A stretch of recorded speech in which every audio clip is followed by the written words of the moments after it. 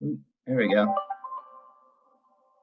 Hey, everybody. We're going to get started in just a minute. This is Chris with Washington Wild, but we were curious to see how many of you joined us yesterday.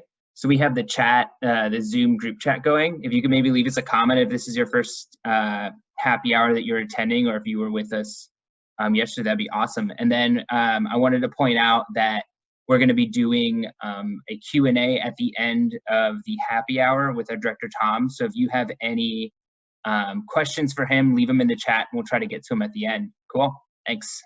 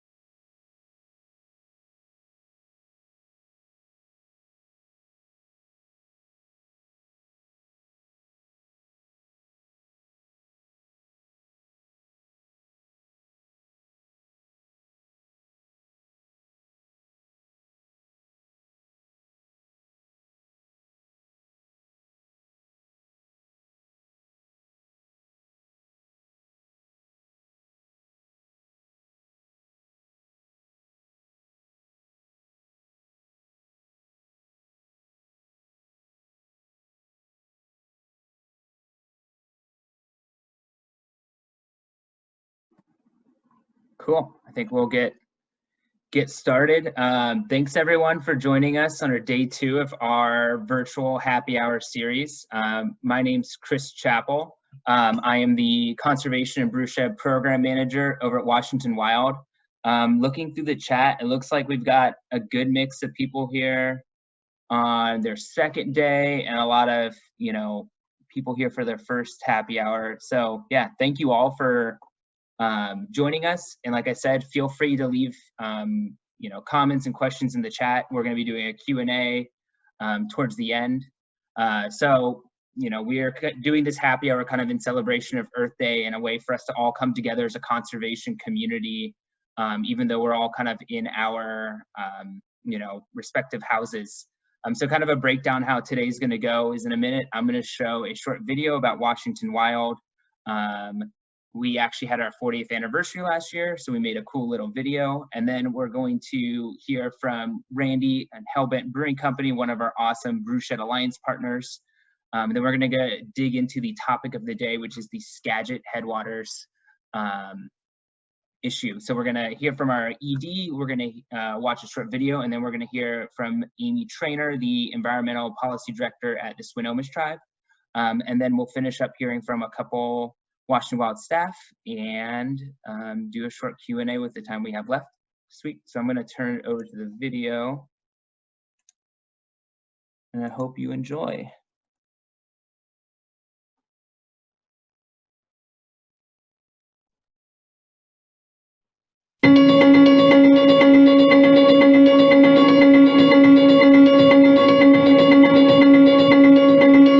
On a September evening in 1979, a handful of conservation activists met at the College Inn in Seattle's University District.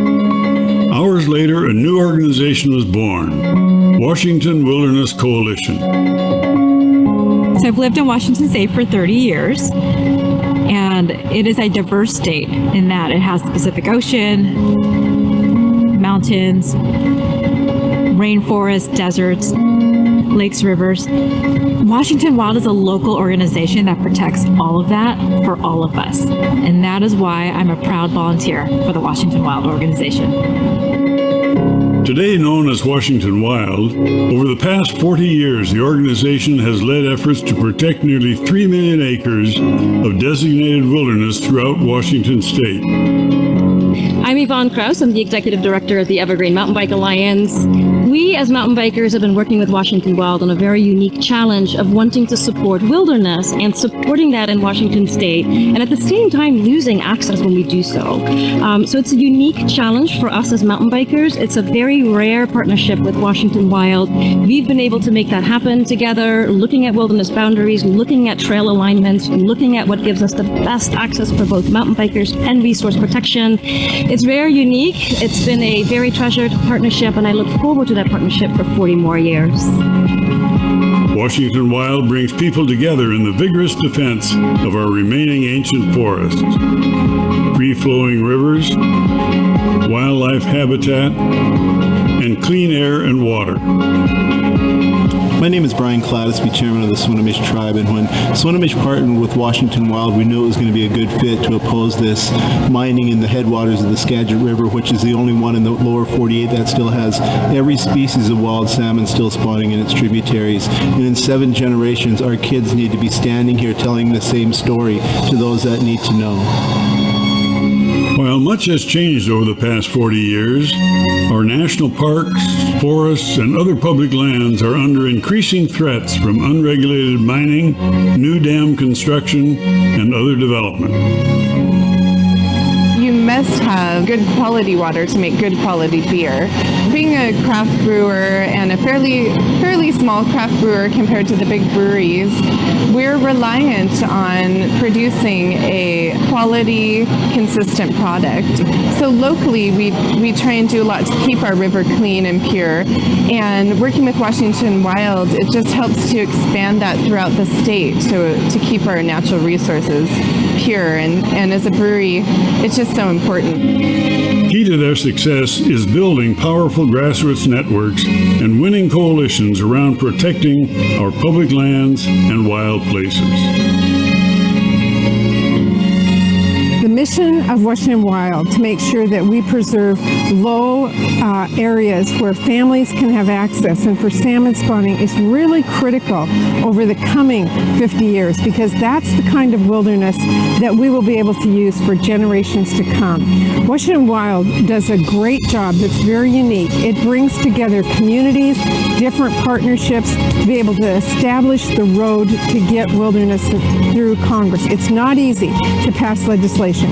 You have to bring people in a community together, different organizations, bring together a whole coalition of people to get the kind of energy to get legislation through Congress. That's what Washington Wild does uniquely and very well. Join me in supporting Washington Wild's leadership in protecting and defending our local wildlands and waters today and for the next 40 years.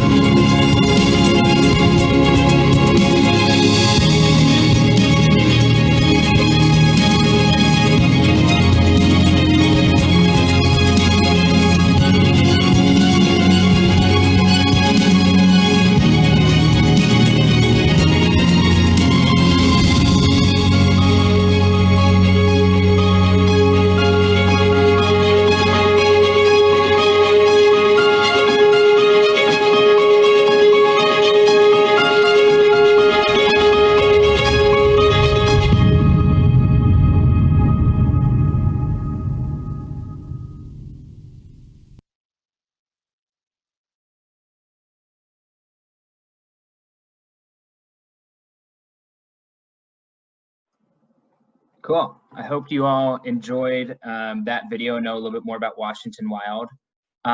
So now we're going to dig into our Brewshed feature. So just a little bit of background. The Brewshed Alliance is a program that Washington Wild started where it's a group of brewers, hop growers, maltsters, pubs, restaurants that basically understand that in order to have good beer, you need good water. And in order to have good water, you need protected wildlands and waterways. So it's, a group of all these, companies and individuals that, really help us advocate for protection of these important places. So today we actually have Randy with Hellbent Brewing Company, and we asked Randy to join us because we were supposed to have, Hellbent does this awesome event every year called Pokey and Pints, where, they bring a pokey truck and, donate a portion of the proceeds of the poke bowls and the beers of the day to us. And unfortunately, we had to make the tough decision to postpone that event this year due to the COVID crisis. It was kind of when things are ramping up, we realized that it probably would be the best idea to have this event. But we have Randy here, and I'm gonna turn it over to him. And hold on, Randy, you're still muted. Unmute myself. Cool, you're unmuted now.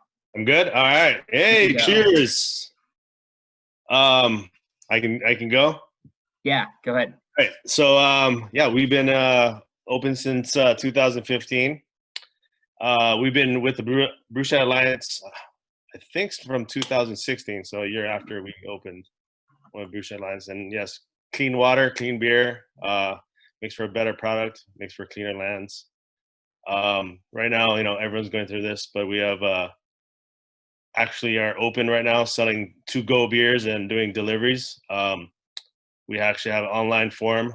You can pick up or you can get it delivered to your house. Pretty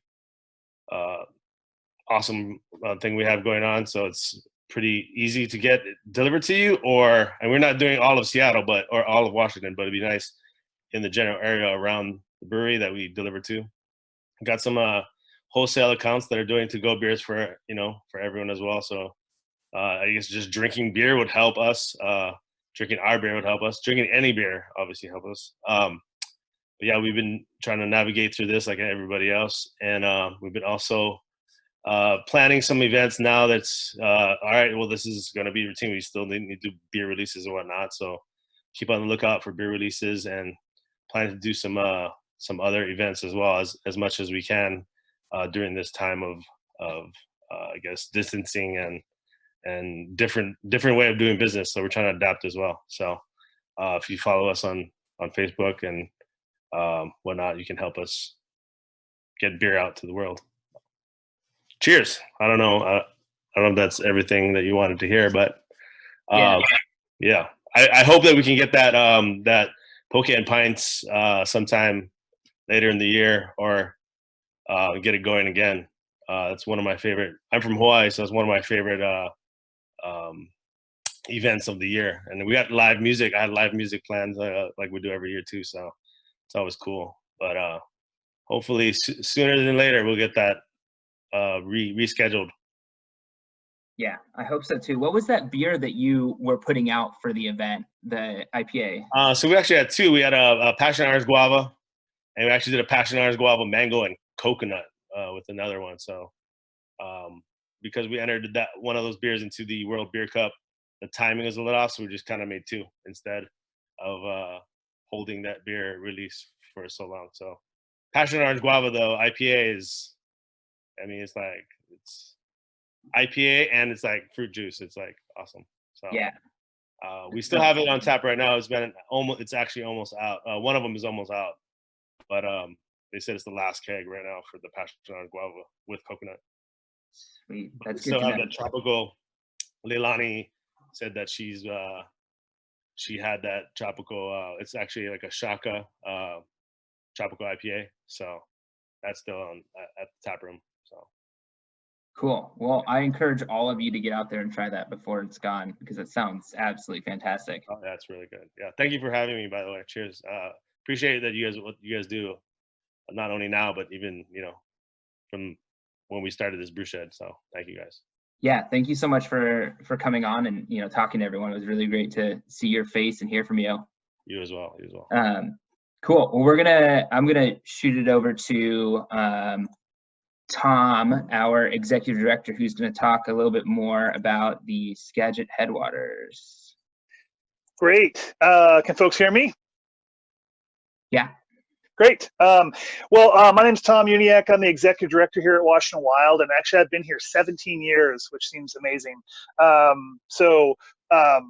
Yeah, tonight, we're doing something for the first time, doing a Zoom happy hour, and the issue tonight we're going to talk about is one that we've worked on really hard, which is the protecting the Skagit Headwaters. When I first was working on this issue, obviously I knew what the Skagit River was. I've spent a lot of time up there. It's a beautiful place.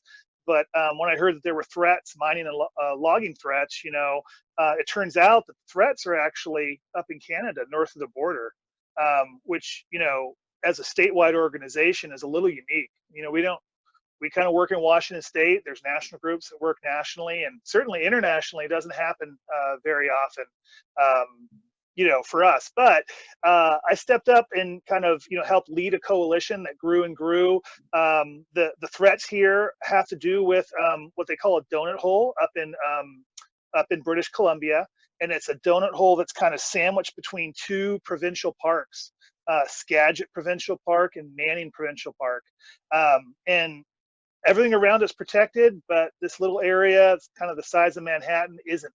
And as a result, there was clear-cut logging that was being planned, and we worked with actually the city of Seattle. The Seattle mayor has been really a strong advocate on this, and started to build a coalition with other folks that care about fish, about the Skagit River. And keep in mind, I mean, the Skagit River is amazing. Amy from the Swinomish Tribe is going to talk a little more about some of those values that are so important to her. But as a salmon river, it's one of the most productive we have in the Puget Sound, and it actually delivers a third of the fresh water into the Puget Sound, which is amazing. So this clear-cut logging, obviously, it's going up and it's up there in Canada, but you know, water flows downhill, and when the water, you know, from the Skagit Headwaters flows down into Washington State, it's going right through North Cascades National Park. It's going right through the wild and scenic Skagit River, and ultimately ending up going through La Conner, where the Swinomish tribal headquarters is, and ultimately into the Puget Sound. So what happens up in Canada matters here, and in fact, most of the river is actually in Washington State. There's a map that the Seattle Times had done that really shows it really nicely, that I think we can probably share with you in the chat. We got going and got some press locally in the paper, Seattle Times and whatnot, that you guys may have seen, and then got a couple other articles. Worked with the Swinomish Tribe to do a you know, and they stepped up and did an incredible op-ed with First Nations in Canada, but we weren't getting a lot of traction in Canada. The Canadian press wasn't really focused on this, and so we worked to actually change that by doing kind of a paid ad strategy up there, and really lit the fire on the media. At the end of the day, this logging threat and mining threat, we got good news at the end of last year that the British Columbia government said they were going to ban mining up in the area, which is a really big deal and really is relevant to all the opposition that's happened both in Canada and the US. And the mining threat, though, is still it's still there. I think no news is maybe good news, meaning that they haven't approved the permit from Imperial Metals, which is the company that really has a terrible reputation. So we're still working on that. I think we'll share an alert that you can send an email to the BC Premier to kind of weigh in. But the video we're going to watch here is not very long. It's like 4 minutes or so, and it's from Joe Foy, who has really been working on this issue, you know, forever. And he's up in Canada. I got to meet him while working on this campaign, and we're going to watch Joe. He's going to talk quickly about the good news about the logging, but the need to really be diligent to stop this mining threat. And after we watch that, we're going to hear from Amy, who's with us as well. So Chris, if you want to roll the video, sounds like a good time. Cool. Thanks, Tom.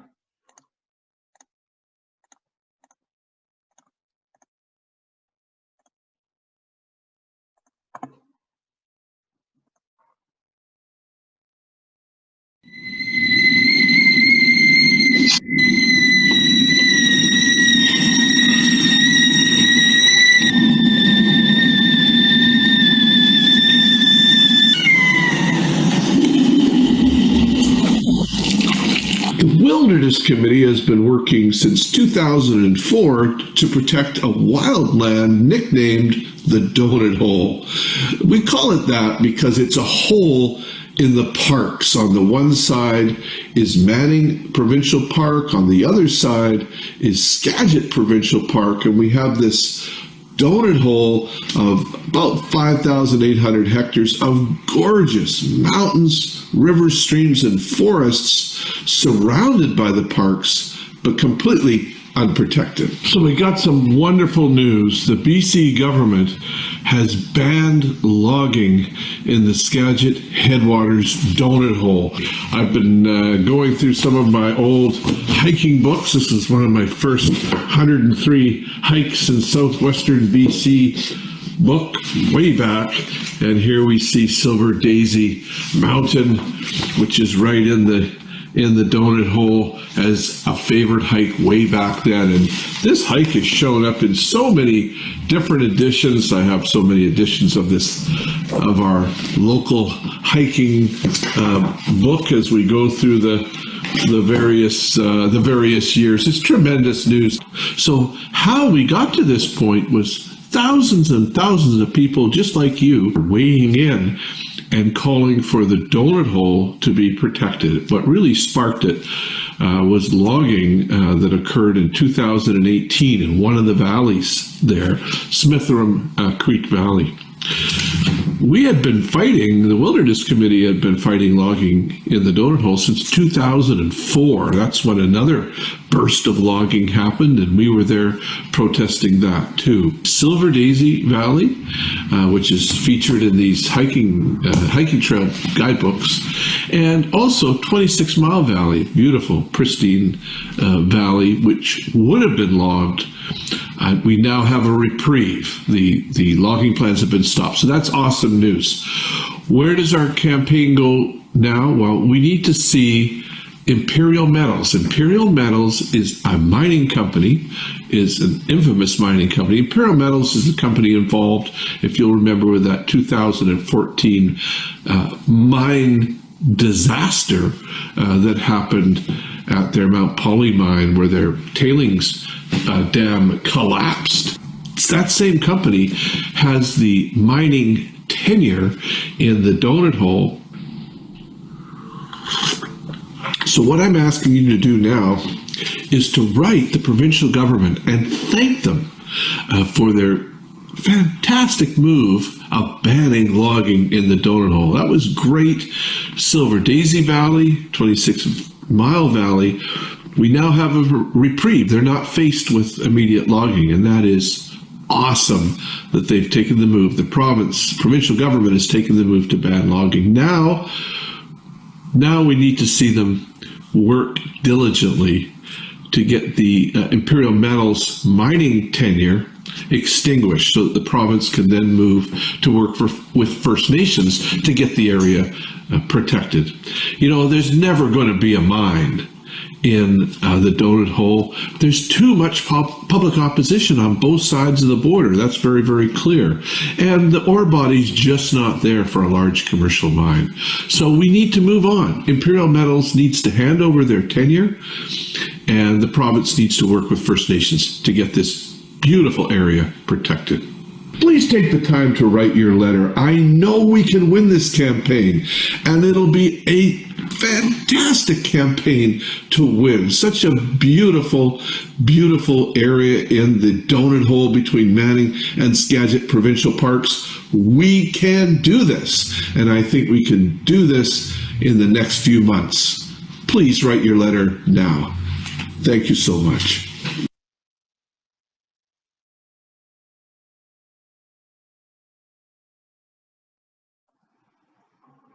Cool. I hope you all enjoyed that. Now, I can introduce our next guest. I'm really happy that she can join us. Amy Trainer is the environmental policy director for the Swinomish Tribe, which is based out near La Conner. I've been increasingly working with tribes around the state, and working with the Swinomish Tribe has been incredible on this issue. They are just right out front, and in addition to the values that we care about, their tribal lifeways and tribal treaty rights are at stake as well. So I'm going to let Amy talk about her involvement in this campaign for a few minutes and join us. So you could unmute her, Chris. That'd be great. Yeah, go ahead, Amy. Hi, well, thank you, Tom. It's such a pleasure to be here. Hi, everybody. Nice to virtually meet you. So I've had the pleasure of working with the Swinomish for a little over 2 years now. You saw our past chairman, Brian Clattisby, in the video. So a couple of things I will say, happy Earth Day Eve. And I think it's obviously a great time to take a moment and reflect about what's happened in the past 50 years from our, environmental preservation and, the legal framework that we've built and helped protect really amazing places, including so much of the land and waters along the Skagit. So I've been really fortunate to work with Tom at Washington Wild and so many other nonprofit advocates, like he said, the city of Seattle, throughout this advocacy to protect the donut hole up in the headwaters of the Skagit. We've really worked in pulling all of our tribal partners, the sort of brothers and sisters, the First Nations together to really stand shoulder to shoulder to make it clear that this is really an irresponsible proposal by a reckless company. And this area of the donut hole has actually been highlighted since 1984 in a treaty called the High Ross Treaty between the city of Seattle and the British Columbia province that was ratified by each country's federal government. And it created the Skagit Environmental Endowment Commission with the mission actually to buy up remaining mineral rights and mining claims and turn them back into wilderness and to recreation areas, the things we all love and care about, right? So I am now, as of about 4 months ago, a U.S. Commissioner on the Environmental Endowment Commission.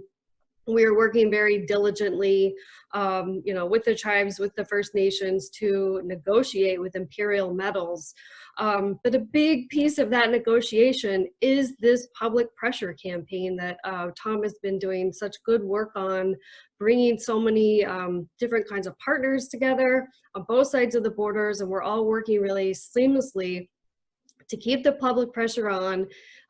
There's no question that all of our state and federal leaders, city leaders, from top down, bottom up, on our side of the border, fully support wilderness and getting this mining company the heck out of there. But we need to keep the pressure, as Joe Hoy was just saying, on the British Columbia province. We need to help build the case, kind of supply that public support so that they can do the right thing. They've taken one step in making this administrative determination of no more logging, but we really need to finalize that and just say, mining is not even an option, not even an exploratory claim. So what this really means to the Swinomish, we're one of the 24 treaty tribes in Western Washington. Swinomish was a signatory to the 1855 Treaty of Point Elliott. So all up and down the Skagit, from the headwaters to the mouth of the river, and all of our treaty protected area is really about protecting salmon, which is a foundation of our treaty, and really it's the foundation and pinnacle of the tribe's culture and way of life, their spiritual existence. All their ceremonies involve honoring the fish, honoring the habitat and place where the fish come from, and really celebrating that and trying to retain that part of their culture. So we need to stop the mine to ensure there's no pollution at the headwaters that could potentially come down and really just wreak havoc on the entire Skagit system. It is so important.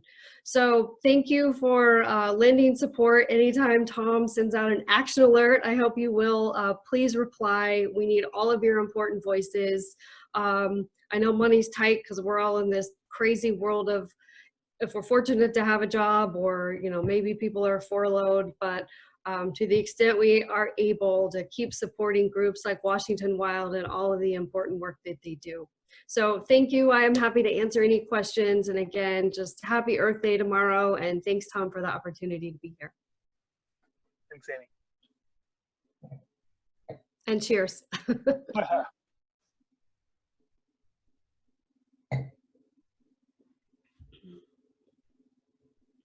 All right, so I think we were going to hear from Evan real quickly, and then we're going to move into a quick Q&A. Cool. Yeah, thank you. You can go ahead. Great.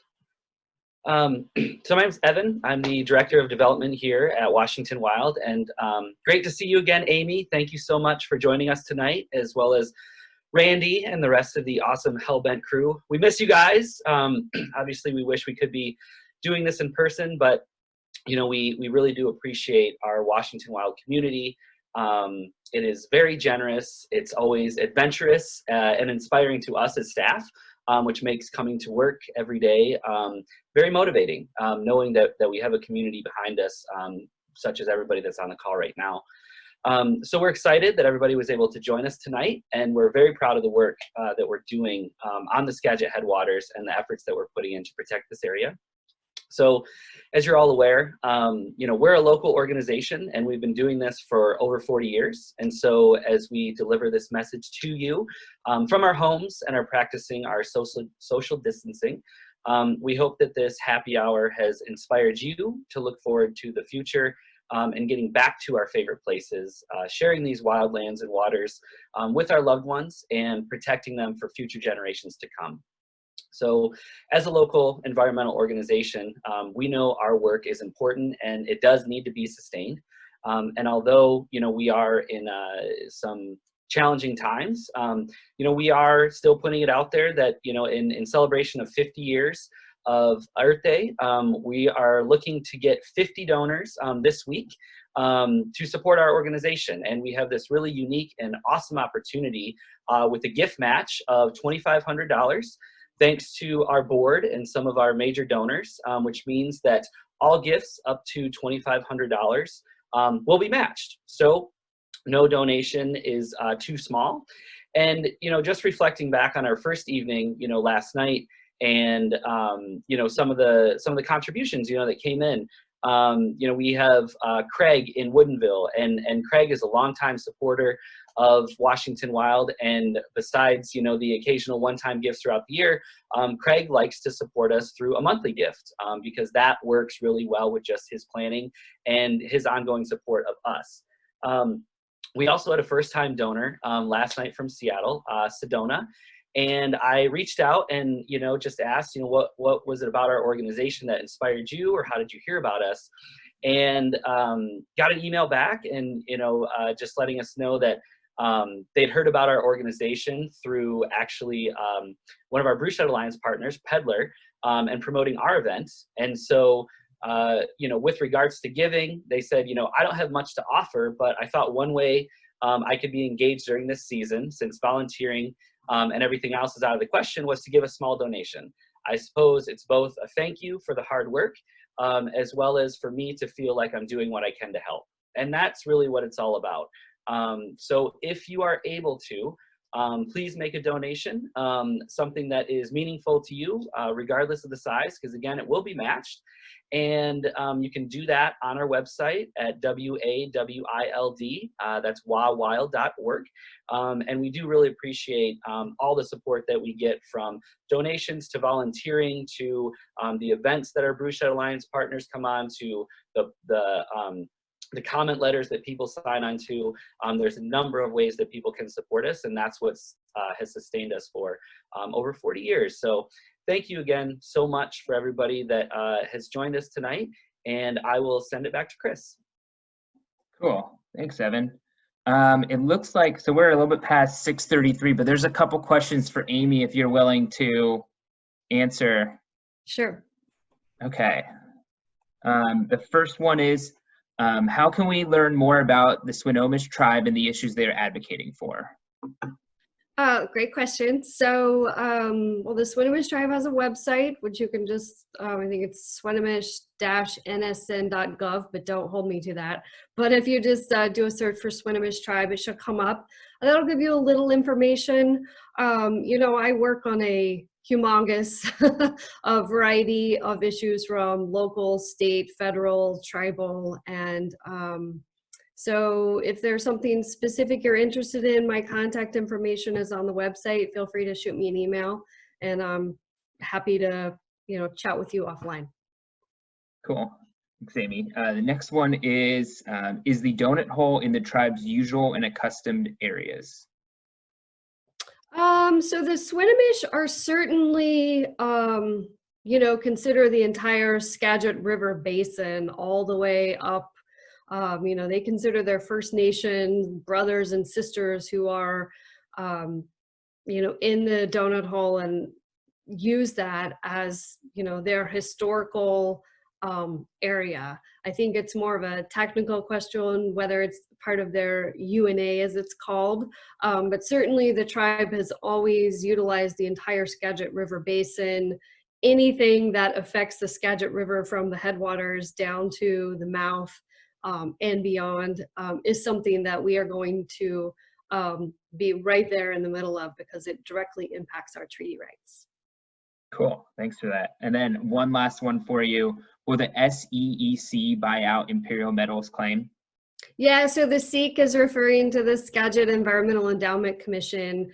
I think it's no secret that for years now, the SEEC has been seeking, if you will, to buy out those mineral claims. I think part of the challenge is that Imperial Metals, you know, my personal theory is that they were in a little financial trouble within the last couple of years. They sold a chunk of the company to look like an Australian mining company. And so I think by trying to hold on to this 10-year claim and get an exploratory permit, reality says that would drive up the price of those claims. So I think they're trying to hope, you know, probably leverage themselves into a better negotiating position.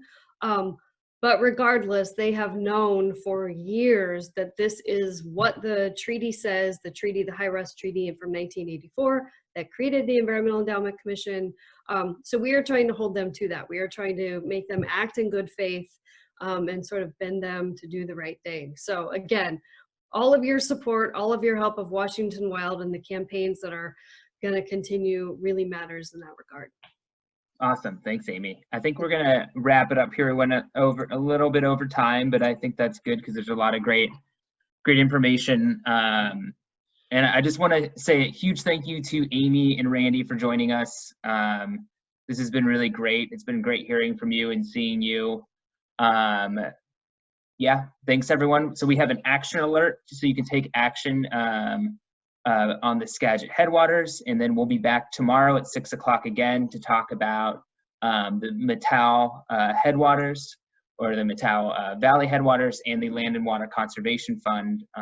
Yeah, thanks again. We'll be putting this video up online as well. Check your emails, and we'll see you tomorrow. Thanks so much. Thanks.